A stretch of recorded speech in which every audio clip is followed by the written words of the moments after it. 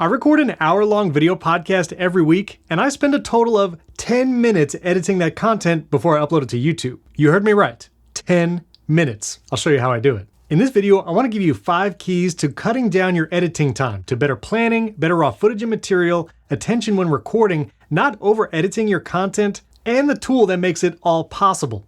So number 1, if you want to cut down your editing time, it goes all the way back to planning your video podcast. This is a video podcast I launched just a few weeks ago. We almost have 300 subscribers right now. One of our episodes has over 2,000 views, and this entire video podcast took me 10 minutes to edit. That includes adding engaging visual elements and segments, and we did it all while we recorded. But the only way you can do that is if you plan well. For every episode that we record, we have an entire Notion document. Here we do research on all the topics we're going to be talking about in the coming episode, and then we make sure to outline the entire episode. We know the order of the topics that we're going to discuss. If we have any segments like personal tech, we have that laid out here in the document. Any sponsors or follow-up, everything is laid out in order. This way it's easy to flow during the recording, still have time to discuss things openly, but we're not struggling about where to go next or what we were going to talk about. When you plan your episode, not only should you have links and information that you want to share in your podcast, but really plan out 3 things: segments, intros, and transitions. If you have any recurring segments for your show, and we encourage you to do because that helps listeners and audience members look forward to those segments with new episodes, and segments will help break up your episode, especially if your content is an hour or longer. Be intentional about planning those segments, what you're going to talk about during that segment for this episode, and where you're going to place it while you record. And have you and your co-hosts or any guests, everyone should be aware when it's going to happen. Also, make sure to plan out your intros. How are you going to start your podcast? Make sure the first words you're going to say after you start recording, you already know. Whether it's a funny line or a special intro, maybe there's something you say at the beginning of every episode, just have it written down in a document. This way you don't even have to think about it. This is the intro. And transitions. How are you going to transition from one topic to the next or one segment to the next? Planning out those transitions means it'll cut down on the editing time, and you're not going to be fumbling or struggling for words to get to the next topic. Number 2, and this technique might take some practice, but it's show and tell. That means while you record and you're discussing certain topics, go ahead and show it while you talk. One of the things I do is open a tab for every topic we're going to talk about. This way I have every website in the order we're going to discuss ready to go. Then I use Riverside to record all my video podcasts. Here I'm going to jump into my Riverside studio where we record this video podcast. As we're going through the topics and I'm ready to share a visual element, I'll go down here to the share screen option. I'll choose the browser window that I have all these tabs ready, and now I'm sharing this element as we record. As we go back and forth, topic to topic, I'll go between these different tabs, and all of this is being recorded in Riverside. I get a separate track for every screen share, plus my video and my co-host video are recorded completely raw, so if I want to download those video files separately, I can do that too. Riverside also has a media board where you can upload video or audio files, and I can present these live as we record, and in the same way, these video files are recorded as a separate track.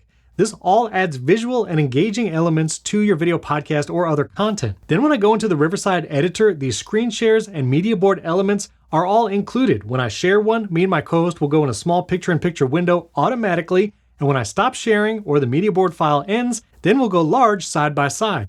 All of this requires 0 editing when you record with Riverside and use the media board and screen shares. And this goes back to the importance of planning. Not only should you plan your topics and whatever research that you've done during the week, but those tabs that you want to share during your recording in Riverside, put those links right here in whatever note or document you're keeping track of. This way on the day of recording, it's easy to open that web browser and all that content is ready for screen sharing to add those visual elements. Now, big tip number 3 is to be engaged and be actively listening as you record your content. It's easy to get distracted by other things, maybe notifications. So a big one is put all your devices in Do Not Disturb so you don't get notifications and you're distracted while you record.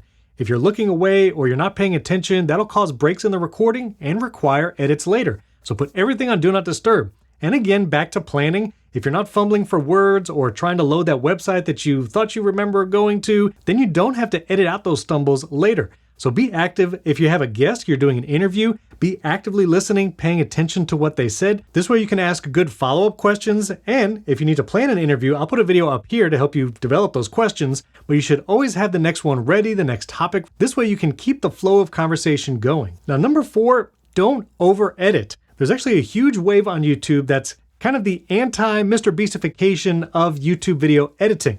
That's a lot of wordy in a sentence. But basically, Mr. Beast, who is incredible at what he does, he's the largest YouTuber. He has very fast editing style. Visuals are changing every few seconds, especially at the beginning of the videos. And a lot of people were trying to hop on that trend and edit their videos in the same style. But if everyone tries to edit their videos like Mr. Beast, they're just trying to be Mr. Beast. And Mr. Beast is already Mr. Beast. You're not going to get a channel as big as his, at least not right away. And trying to be like someone you're not is also going to contribute to burnout. We recently did a video on why some of the biggest YouTube creators are actually quitting the platform right now. I'll link that video above and put it in the description. But one of the main things is being authentically you in your videos. And doing over editing, switching things every half a second, it can actually be a little distracting, and people now on the platform are looking for authenticity. So don't over edit your videos. Plus that'll save you lots of time. Bottom line, don't be the Mr. Beast of your niche topic, be the you of your niche topic. You can still add those engaging visual elements and fun animations.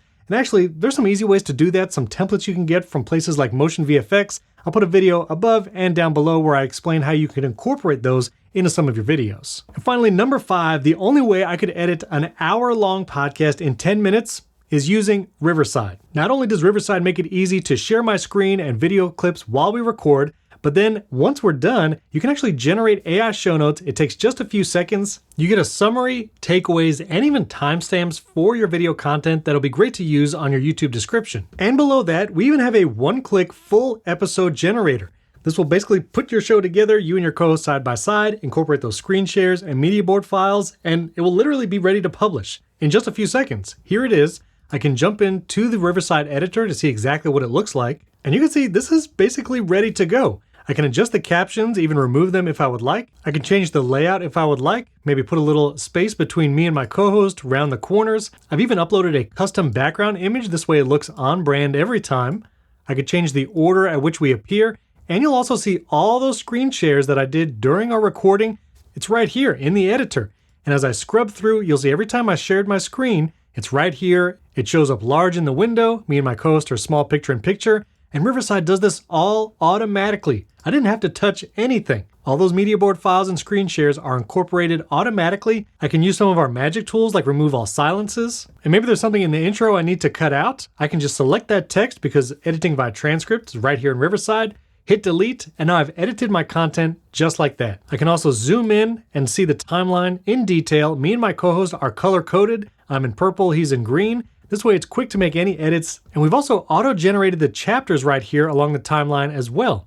Honestly, the 10 minutes that I spend editing is really just precisely placing these chapters. I can either click and drag it here down in the timeline, or in the transcript, I can just click and drag it up and down here to place them exactly. And then I copy that chapter list right here to put in my YouTube video description. And then when I'm ready, I can just click share, export up to 4K video, normalize the audio so everything's the same volume, remove the watermark, and then I click export and I have a 4K video file of my podcast with all those visual elements like screen shares and media board files, and I literally upload that directly to YouTube. Never touches an external editor, and typically it takes me about 10 minutes. If you have any questions on that process and how you can edit your video podcast in 10 minutes or less, leave a comment below. I answer those personally. Hit that like button and subscribe to the Riverside channel. We have new features coming out really soon that is going to make the process even faster and your content even better. You can hear about it first right here. Also, if you're new to Riverside, I'll put a playlist right up here where you can learn about all the new features, how to use our editor, and recording with Riverside, where you get high quality video and audio with you and remote guests every time.